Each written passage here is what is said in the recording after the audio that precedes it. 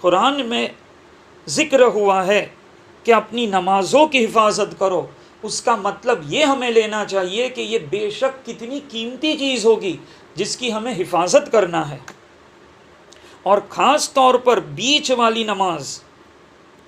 ویسے تو ہر نماز اہم ہے، لیکن اس آیت کریمہ میں بیچ کی نماز کی اہمیت بتائی گئی ہے۔ عصر کو اتنی اہمیت کیوں؟ عصر کی نماز کو اتنی اہمیت کیوں؟ یہ عصر کی اہمیت عاشور کی عصر کی وجہ سے ہے۔ عاشور کی جو عصر تھی اس کی وجہ سے یہ عصر کی اہمیت بتائی گئی ہے۔ یہ وہ عصر تھی جب قیامت برپا ہوئی اور آقا حسین علیہ السلام اور آپ کے پورے خاندان کو تباہ کر دیا۔ اسلام کے جو 7 پلر ہے، اسلام کے 7 ستون ہیں، اس میں پہلا ستون ولایت کا ہے، کا مطلب لو اینڈ لائلٹی۔ دوسرا طہارت کا ہے، یعنی کلینلینس۔ تیسرا صلاۃ یعنی نماز۔ چوتھا زکوٰۃ یعنی چیریٹی۔ پانچواں روزے۔ چھٹا حج اور عمرہ، اور ساتواں جو ہے جہاد۔ یہ 7 ستون ہیں اسلام کے۔ ان سب میں صلاۃ یعنی نماز کا جو پلر ہے، جو ستون ہے، وہ سب سے امپورٹنٹ ستون ہے۔ اسلام ٹکا ہوا ہے نمازوں پر۔ مومن کی پہچان نماز ہے۔ 60 سے زیادہ مرتبہ قرآن پاک میں نماز کا حکم آیا ہے۔ More than 60 times emphasis has been given in Quran۔ رسول اللہ صلی اللہ علیہ وسلم کا ارشاد ہے کہ ہر چیز کا ایک چہرہ ہے، ہر چیز کا ایک چہرہ ہے۔ رسول خدا صلی اللہ علیہ وسلم ارشاد فرماتے ہیں کہ ہر چیز کا ایک چہرہ ہے، اور انسان کے عقیدے کا چہرہ، انسان کے عقیدے کی پہچان، اس کا چہرہ نماز ہے۔ مومن اور کافر میں فرق نماز ہی تو ہے۔ مومن اور کافر میں فرق جو ہے وہ نماز ہے۔ آج ہم اتنے مصروف یعنی بیزی ہو گئے ہیں، اتنے کام ہم نے اپنے اوپر لاد دیے ہیں، اس کا خامیازہ اگر کسی کو بھگتنا پڑ رہا ہے، اپنی مصروفیت کا خامیازہ اگر کسی کو بھگتنا پڑ رہا ہے، وہ تو صرف نماز اور نماز ہی ہوتی ہے۔ ہم اتنے مصروف ہو جاتے ہیں کہ اس کا خامیازہ نماز کو بھگتنی پڑتی ہے۔ نماز کی اہمیت کا اندازہ ہمیں اس بات سے آ جاتا ہے کہ عاشور کے دن اتنی مصیبتیں، پھر بھی امام حسین علیہ السلام نے جو طریقے سے اور تیروں کے بیچ میں نماز پڑھی ہے، ایسی نماز اب کوئی نہیں پڑھے گا، ایسی نماز اب کبھی نہیں پڑھی جائے گی۔ تو امام حسین علیہ السلام نے نماز کی اہمیت کرب و بلا میں بھی ظاہر کر دی کہ اتنی مصیبت آئی، پھر بھی نماز آپ نے وہاں پہ پڑھی ہوئی ہے۔ کر دو سلام وہ نماز پر جو معرفت الہی کا ذریعہ بنی، کر دو سلام وہ نماز پر جو رسول کے دل کی ٹھنڈک بنی، کر دو سلام وہ نماز پر جو مومن کی معراج بنی، کر دو سلام وہ نماز پر جو بعد کربلا سید سجاد کی پہچان بنی۔ کبھی کبھی یہ ذہن میں آتا ہے کہ نماز اور عزاداری دونوں میں سے کس کی اہمیت زیادہ ہے؟ نماز، تو جواب یہ ہے کہ نماز اور عزاداری ایک ہی سکے کے 2 پہلو ہے۔ نماز افضل ہے کہ حسین افضل ہے؟ اگر نماز اور حسین کا مقابلہ ہوتا، اگر یہ مقابلہ ہوتا نماز اور حسین کے بیچ میں، تو بعد کربلا سید سجاد یا تو صرف نماز پڑھتے یا تو صرف غم حسین مناتے۔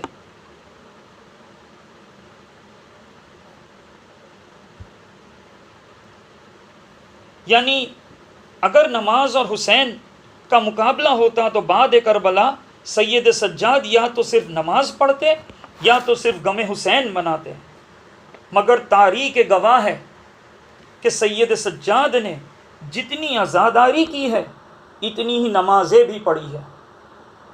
دنیا والوں کو پیغام دے دیا، نہ حسین نماز سے جدا ہے نہ نماز حسین سے، خدا کو دونوں پہ ناز ہے، نماز ہی حسین ہے، حسین ہی نماز ہے۔ یہ بات بھی ہے سچ، نماز مسجدوں کی شان ہے، یہ بات بھی ہے سچ، نماز مسجدوں کی شان ہے، تو یہ بھی سچ ہے سجدہ حسین اسی کی تو جان ہے۔ تو اے حسین کے ماننے والو، نماز قائم کرو، کوئی بھی نماز چھوٹ نہ جائے، نماز کو اول وقت میں پڑھنا چاہیے، نماز کو آہستہ آہستہ پڑھنا چاہیے۔ اگر آپ نے نماز چھوڑ دی تو آپ نے حسین کو بھی چھوڑ دیا۔ نماز مومن کی معراج ہے، کوئی چھوٹی بات نہیں، معراج کوئی چھوٹی بات نہیں ہے، یہ تو بہت بڑی بات ہے کہ ہم گنہگار بندوں کو معراج نصیب ہوتی ہے۔ ایک بار نہیں بلکہ دن میں 5 بار نصیب ہوتی ہے۔ کتنے غافل ہے وہ انسان جو اس نعمت سے دور رہتے ہیں۔ کیا ہے معراج؟ آپ سب جانتے ہی ہوں گے، پھر بھی معراج کا منظر دہرانے سے لطف آتا ہے، اور ہمیں یہ محسوس ہو جائے کہ نماز سے معراج پانا کتنی خوش نصیبی ہے۔ تو ہم یہاں پہ دہراتے ہیں کہ معراج میں کیا ہوا تھا، تو ہمیں پتہ چلے گا کہ اگر نماز کو انسان کی معراج بتائی گئی ہے تو ہم یہ معراج پہ دین میں 5 بار حاضر ہوتے ہیں اللہ پاک کے سامنے۔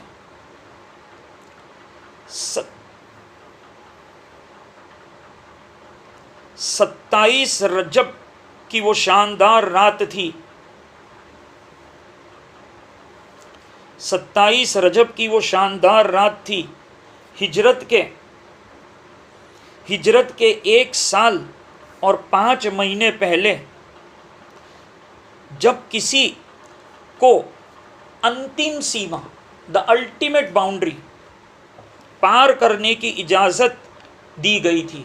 یہ وہ دن تھا، یہ وہ رات تھی جس دن سب سے پہلی بار اور آخری بار کسی کو جو الٹیمیٹ باؤنڈری کہتے ہیں اسے پار کرنے کی اجازت دی گئی تھی۔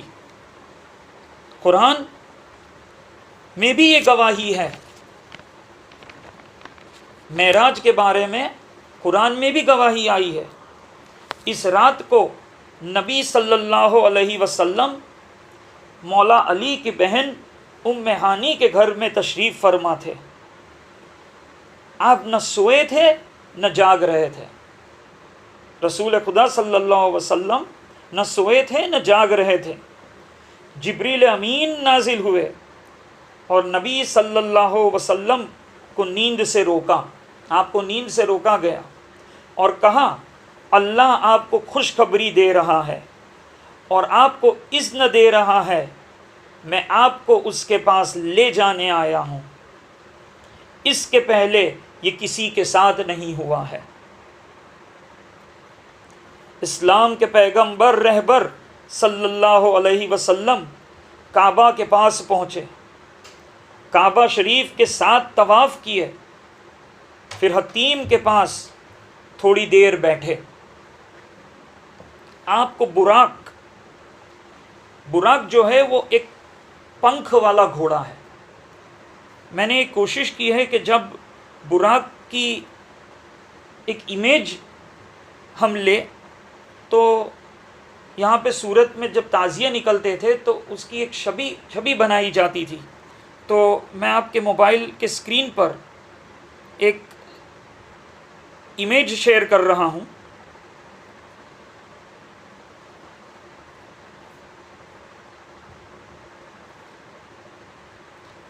ہم یہ نہیں کہتے کہ ایسے ہی ہوں گے براق، مگر ایک تصویر اگر ہم گوگل پہ سے ڈھونڈیں تو براق کی یہ تصویر نظر آتی ہے. براق پنکھ والا گھوڑا ہے، چہرہ عورت کا، اور پونچھ جو ہے، جو ٹیل ہے، وہ پیکاک کی بنی ہوئی ہے. آپ صلی اللہ علیہ وسلم کو اس براق پر سوار کیا گیا، اس براق پر سوار کیا گیا.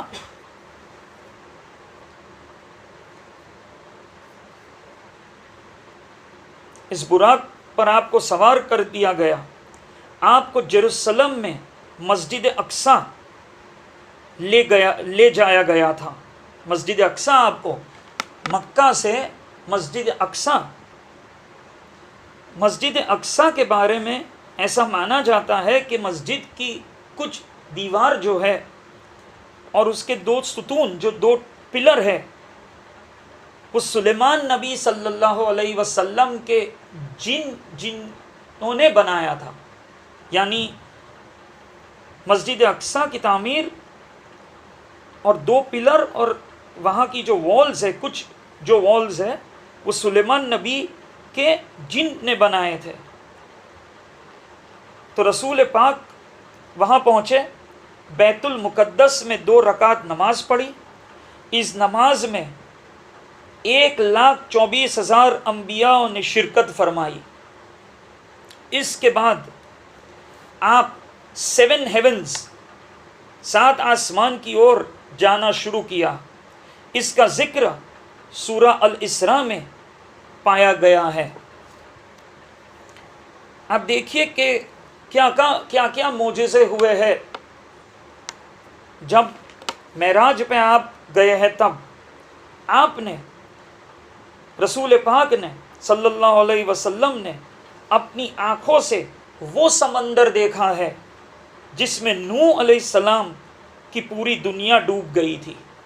آپ کی جو جرنی تھی، وہ جرنی میں آپ نے نوح نبی کی جو پوری دنیا ڈوب گئی تھی، وہ پورا سمندر آپ نے دیکھا ہے. 4تھے آسمان پر حضرت اسرائیل، 6ٹھے آسمان پر میزان ہے ہیوج اسکیل، ایک ترازو. انشاءاللہ اس کا ذکر آئندہ کی مجلس میں کیا جائے گا. فی الحال آپ جانتے ہی ہوں گے کہ میزان وہ ہے جس کے اندر ہمارے اعمال تولے جائیں گے. تو رسول پاک نے میزان کو دیکھا، اور 7ویں آسمان پر جو بڑا سور ہے، دا ٹرمپٹ، انشاءاللہ اس کا ذکر بھی آئندہ ہوگا. تو آپ نے میزان کو دیکھا، سور کے ساتھ اسرافیل کو دیکھا. آپ نے پہلے آسمان پر آدم علیہ السلام، دوسرے پر عیسیٰ علیہ السلام اور یحییٰ علیہ السلام کا دیدار کیا. تیسرے میں یوسف، داؤد اور سلیمان نبی کی زیارت کی. 4تھے آسمان پر موسیٰ اور مریم علیہ السلام سے ملے. 6ٹھے آسمان پہ نوح اور ادریس علیہ السلام سے ملے. اور 7ویں آسمان پر ابراہیم علیہ السلام سے ملے ہیں. آپ نے جنت میں بیت المعمور مسجد میں 2 رکعت نماز پڑھی. رسول خدا نے جنت میں بیت المعمور میں 2 رکعت نماز پڑھی، جس میں جنت کے فرشتوں نے بھی شرکت کی ہے. اس کے بعد آپ سدرۃ المنتہا پہنچے. سدرۃ المنتہا ایک ٹری ہے جسے لوت ٹری بھی کہتے ہیں. سورہ النجم آیت نمبر 14 میں اس ٹری کا ذکر آیا ہے. یہ وہ پیڑ ہے جس کے آگے کسی کو بھی جانے کی اجازت نہیں تھی. حکم نہیں کہ یہ پیڑ کے آگے کوئی جائے. یہ پیڑ جنت کے قریب ہے۔ قرآن میں سدرۃ المنتہا لوط پیڑ کے بارے میں ذکر آیا ہے۔ اب آپ حجاب زربفت، حجاب ایک پردہ جس کے آگے وہاں پہنچے ہیں، اس کے آگے جبریل علیہ السلام کو بھی آگے جانے کی اجازت نہیں ہے۔ جبریل علیہ السلام نے کہا کہ اس کے آگے ان کو بھی جانے کی اجازت نہیں ہے۔ حضور صلی اللہ علیہ وسلم نور کے کئی پردوں کو پار کرتے ہوئے قرآن کے مطابق ہائیسٹ ہاریزون پہ پہنچے، شتج ہائیسٹ ہاریزون پہ پہنچ گئے۔ آپ نے اللہ خالق خلیق دو عالم کا دیدار کیا، الحمدللہ۔ اس کے بعد آپ جنت اور جہنم کا دورہ کیا اور مکہ لوٹ آئے۔ یہ ہے معراج۔ تو ہمیں یہ سوچنا چاہیے کہ اگر یہ کہا گیا ہے، ہم سنتے آئے ہیں کہ انسان کی معراج نماز ہے، تو اگر ہم نماز پڑھتے ہیں تو ہمیں بھی یہ معراج نصیب ہوتی ہے، دن میں ایک بار نہیں 5 مرتبہ۔ دوران معراج اللہ نے پیغمبر کو روزانہ 50 نمازیں پڑھنے کا حکم دیا، کہا کہ آپ کے بندوں کو کہے کہ دن میں 50 نمازیں پڑھے، فرض نماز ہے۔ موسیٰ نبی نے کی گزارش پر اللہ سے یہ کم کروا کے روزانہ 5 نماز پر تاکید ہوئی۔ موسیٰ علیہ السلام نے کہا میری امت دن کی 5 نماز بھی نہیں پڑھے گا، دن کی 5 نماز بھی نہیں پڑھے گا۔ آپ سے گزارش کی کہ آپ اور کم کروائیے، تب نبی صلی اللہ علیہ وسلم نے فرمایا اب اس سے کم کروانا مجھے گوارا نہیں ہے۔ نماز کی ہم انسانوں پر نعمت ہے، جیسے کل ہم نے ذکر کیا تھا کہ مصیبت کے وقت ہمیں صبر کرنا چاہیے اور نعمت پر ہمیں شکر کرنا چاہیے۔ تو ہمیں اللہ کا شکر کرنا چاہیے کہ ہمیں نماز کی پابندی بتائی گئی ہے، تو یہ نعمت ہے اور اسے حفاظت سے رکھنا چاہیے۔ آئیے ہم دعا کریں کہ پروردگار ہمیں نماز صحیح طرح سے پڑھنے کی توفیق عطا کرے، ہماری نمازیں قبول کرے۔ نماز وہ عبادت کا نام ہے جس میں بندے کا اپنے خالق کے ساتھ ایک رابطہ قائم ہو جاتا ہے۔ میڈیکل سائنس کا کہنا ہے کہ ہمارا دل، جو ہمارا ہارٹ ہے، وہ ایک پمپ ہے، ہم جانتے ہیں وہ پمپ ہے جو ہمارے خون کو جسم کے ہر ایک آرگن میں پہنچاتا ہے، پمپ کر کے بلڈ کو سارے آرگنز میں پہنچاتا ہے۔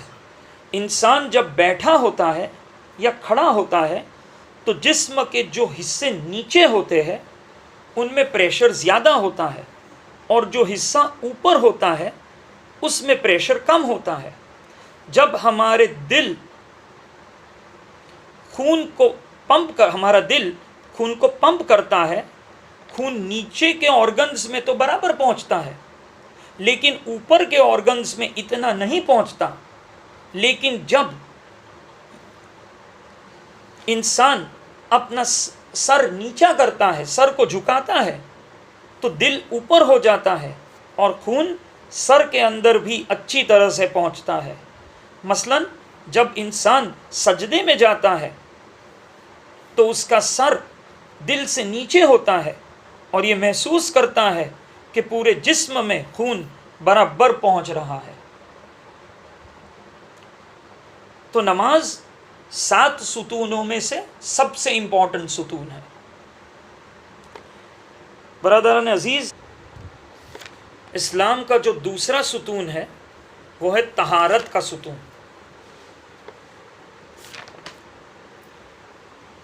اسلام کا دوسرا ستون، سیکنڈ پلر، طہارت ہے۔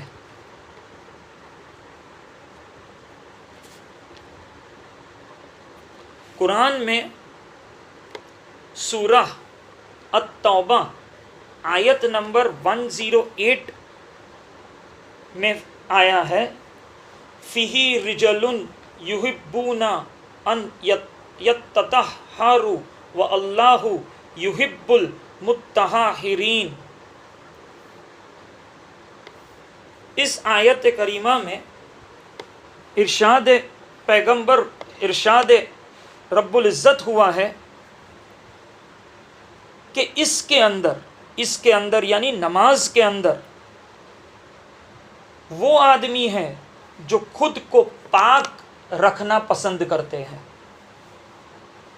اور اللہ ان لوگوں سے پیار کرتے ہیں جو پاکی رکھتے ہیں۔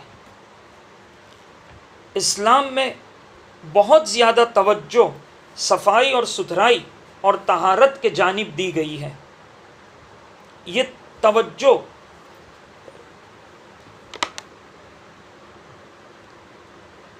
توجہ رہے کہ اسلام ایک مکمل اور کامل دین ہے، انسان کی روحانی تربیت اور صحت کے جانب بھی توجہ دیتا ہے۔ اسلام انسان کی روحانی تربیت اور صحت کے جانب بھی توجہ دیتا ہے، کیونکہ اسلام کا تعلق نہ صرف جسم سے ہے، نہ صرف روح سے ہے۔ اسلام صرف عبادت کے بارے میں گفتگو نہیں کرتا۔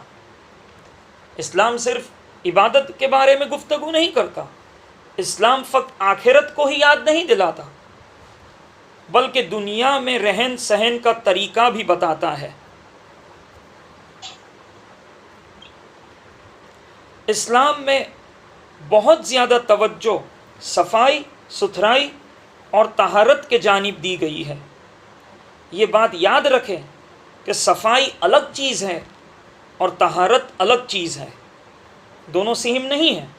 ممکن ہے کہ ایک چیز صاف ہو لیکن نجس ہو، مثال کے طور پر کپڑے صاف ہو لیکن پیشاب کی وجہ سے یہ نجس ہو گئے ہو، اور بالکل اسی کے اپوزٹ یہ بھی ممکن ہے کہ کوئی چیز گندی ہو مگر وہ پاک ہے۔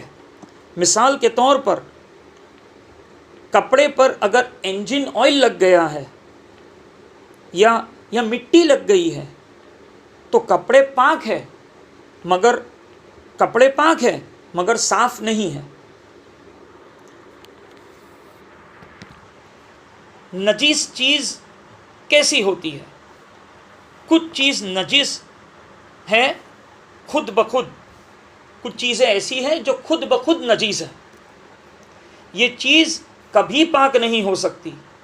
مثال کے طور پر پیشاب، پیخانہ جب تک یہ صورت میں ہے نہ یہ پانی سے پاک ہو سکتا ہے نہ کسی اور چیز سے۔ اسی طرح سے کتا جب تک کتا ہے وہ نجس رہے گا، وہ نجس رہے گا۔ تو کوئی سوال کرے گا کہ کتا جب تک کتا ہے اس سے کیا مراد ہے؟ کیا ایسا بھی کوئی وقت آئے گا کہ کتا نہیں رہے گا؟ تو کہا گیا ہے کہ کتا اگر نمک کی کھان میں گر جائے اور ایک طویل عرصہ گزر جائے، اس کے بعد جب وہ نمک بن جاتا ہے تو یہ کہا گیا کہ اب اس کتے کا حکم نہیں لگایا جائے گا۔ فار ایگزامپل اگر کتے کو مٹی میں ڈال دیا جائے اور طویل عرصے کے بعد جب وہ مٹی بن جائے تو پھر اب وہ کتا ناپاک نہیں رہتا، کیونکہ مٹی ہو جاتا ہے اور مٹی صاف ہے، مٹی پاک ہے، تو اب یہ بھی پاک ہو گیا ہے۔ دین کے شاخوں میں، برانچز میں سب سے اہم برانچ نماز ہے، اور نماز کے لیے چاہیے کہ جسم پاک ہو، لباس پاک ہو، لہٰذا نماز سے پہلے ہمیشہ غسل اور وضو صحیح طریقے سے کرنا چاہیے۔ اسلام میں دانتوں اور منہ کی صفائی کے لیے بھی کافی زور دیا گیا ہے۔ رسول پاک صلی اللہ علیہ وسلم فرماتے ہیں، فرشتے اس آدمی سے دور ہو جاتے ہیں کہ جس کے منہ سے بانس آئے یا اس کے دانت صاف نہ ہو۔ طہارت کا مطلب صرف جسمانی نہیں ہے۔ سورہ البقرہ آیت نمبر 173 میں ارشاد ہوا ہے، انما حرم ایلکم المیتۃ والدم ولحم الخنزیر وما اہل بہ لغیر اللہ فمن اضطر غیر باغ ولا عاد فلا اثم علیہ۔ اس کا ترجمہ یہ ہے کہ انسان کو ڈیڈ میٹ، مرے ہوئے جانور کے گوشت کو کھانے پر پابندی ہے۔ یعنی قرآن پاک میں طہارت صرف جسم کی نہیں، فوڈ کی بھی ہے۔ وہ میٹ نہیں کھا سکتے جو ڈیڈ میٹ ہو، PIG کا میٹ کھانے پر بھی قرآن میں پابندی ہے۔ اور وہ سارا گوشت جو اللہ کے نام کے علاوہ قربان کیا گیا ہو، ویسا میٹ بھی اسلام منع کرتا ہے۔ ہاں، مگر یہ بھی ارشاد ہے کہ اگر کوئی انسان بھوک سے مرتا ہو تو یہ جو چیز پہ پابندی لگائی گئی ہے اس پہ اٹھ جاتی ہے اور وہ اپنی لائف بچانے کے لیے اسے کھا سکتا ہے۔ سورہ المائدہ آیت نمبر 3 میں ارشاد ہوا ہے کہ حرمت ایلکم المیتۃ والدم ولحم الخنزیر وما اہل لغیر اللہ بہ والمنکہۃ والموقوذۃ والمتردیۃ والنطیحۃ وما اکل السبع الا ما ذکیتم وما ذبح علی النصب وان تستقسموا بالازلم ذالکم فسق۔ ارشاد ہوا ہے کہ ڈیڈ میٹ نہیں کھا سکتے، PIG کا میٹ نہیں کھا سکتے۔ ایسے اینیملز جسے ذبح کیا گیا ہو گھوٹ کے، دم گھوٹ کے اگر کیا گیا ہو تو نہیں کھا سکتے۔ ایسا میٹ جس کو جھٹکا مار کے، جسے جھٹکا میٹ کہتے ہیں، کلنگ بائی اے وائلنٹ بلو، وہ میٹ کھانے پہ پابندی ہے۔ ایسا گوشت جو وائلڈ اینیمل کا شکار ہوا ہو وہ نہیں کھا سکتے، اور ایسا میٹ کہ جس کو تیروں سے ذبح کیا گیا ہو وہ نہیں کھا سکتے۔ اللہ کو طہارت پسند ہے۔ سورہ الواقعہ میں ارشاد ہوا ہے، لا یمسہ الا المطہرون، کوئی بھی قرآن کو ٹچ نہیں کرے گا جب تک کہ وہ پاک نہ ہو۔ آج ہم نے جو باتیں سنی ہم سب بے شک جانتے ہیں، مگر یہ محرم کے دن ہمارے لیے ریفریشر کورس بن کے ہوتے ہیں۔ ہمیں یاد رکھنا چاہیے کہ نماز کی اہمیت کیا ہے، طہارت کی ضرورت کیا ہے۔ عاشور کے دن ظہر کا وقت داخل ہو رہا تھا، عاشور کے دن ظہر کا وقت داخل ہو رہا تھا، سورج سر پر آیا، امام عالی مقام نے اپنے جھنڈے بلدار زہیر، کربلا میں 3 جھنڈے تھے، ایک زہیر کے پاس، ایک بھائی عباس کے پاس اور ایک حبیب کے پاس۔ زہیر رائٹ پر، عباس درمیان میں اور حبیب لیفٹ پر۔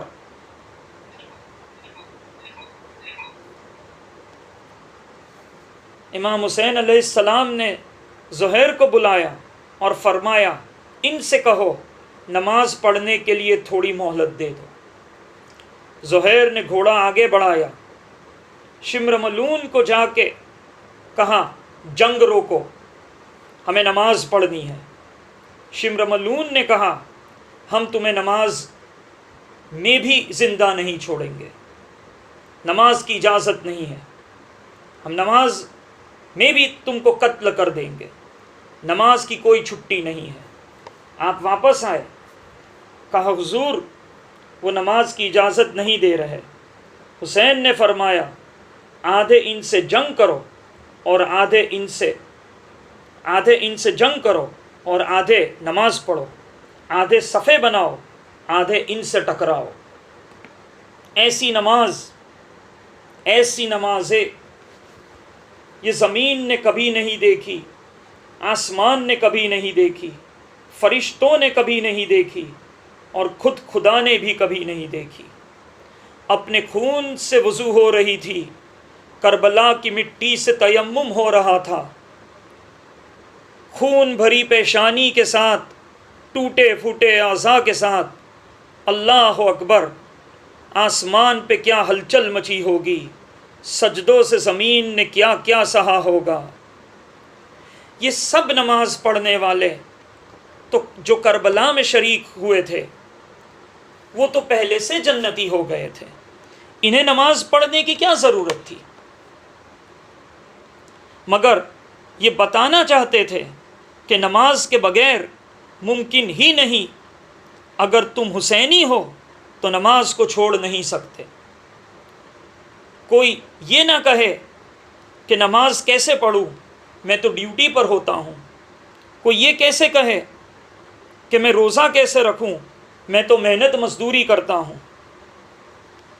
سروں کو نیزوں پہ بلند کر دیے، بدن ٹکڑے ٹکڑے ہو گئے، اور یہ پیغام سنا دیا کہ نماز کی اہمیت کیا ہے، اور اسی سے اسلام آج زندہ ہے۔ تو آئیے ہم یہ دعا کریں کہ آج کی اس ٹوٹی پھوٹی مجلس کی برکت سے اللہ ہمیں نماز پڑھنے کی توفیق دے، صحیح طریقے سے نماز پڑھنے کی توفیق دے، اور ہماری نمازیں قبول کرے۔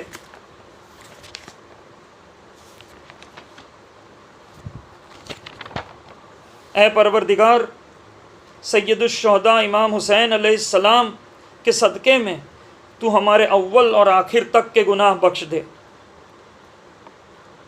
ہم ہمارے گناہوں کا اقرار کرتے ہیں، تیری معافی کے طلبگار ہے۔ ہمیں صراط مستقیم پر ثابت قدم رکھ، ہمارے بچوں کو صحیح راستہ دکھا، ان کو علم چاہے وہ دین کا ہو یا دنیا کا ہو اس کا میں اضافہ کر، ہمارے بچوں کو کامیابی اور کامرانی عطا کر۔ ہم سب کوئی نہ کوئی پریشانی میں ڈوبے ہوئے ہیں، آج کی اس مجلس کی برکت سے ہماری پریشانیوں کو دور کر۔ اے پروردگار، ہم تیرے پاس آدم سے لے کر جو نبی ہوئے ان کا وسیلہ لیتے ہیں، محمد المصطفیٰ، علی المرتضیٰ، فاطمۃ الزہرا، امام حسن، امام حسین کا وسیلہ لیتے ہیں، حسین ابن علی کی ذریت سے جتنے بھی پاک امام ہوئے ان کا وسیلہ لیتے ہیں۔ اے پروردگار، تو ہماری بیماریوں کو دفع کر، ہمیں شفا عطا کر، ہمارے میں سے جو قرض دار ہیں ان کی روزی میں برکت عطا کر، ان کا قرض کا بوجھ ختم کر دے، ان کی روزی کی فکر کو دور کر۔ ہمیں جلد سے جلد حج اور عمرہ، ہمیں زیارت نجف، زیارت کربلا، شام، مصر کی خوشخبری سنا۔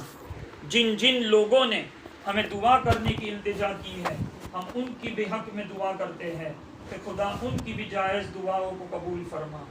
اے پروردگار، ہمارا انجام بہتر کر، ہمارے گناہوں کو نیکیوں میں تبدیل کر دے، ہماری کمزوریوں کو قوتوں میں تبدیل کر دے، ہماری یہ ٹوٹی پھوٹی عبادت کو قبول کر، ہمیں اسلام پر مرتے دم تک قائم کر۔